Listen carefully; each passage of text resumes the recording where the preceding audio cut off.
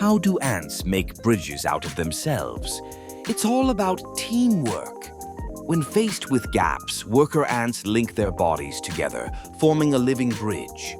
This incredible display of swarm intelligence shows how they communicate and adapt. Each ant knows its role, flexibly adjusting to the needs of the group. They shift positions, creating a stable structure that allows others to cross safely. It's a remarkable example of nature's engineering, where tiny creatures come together to overcome obstacles. Tiny engineers at work.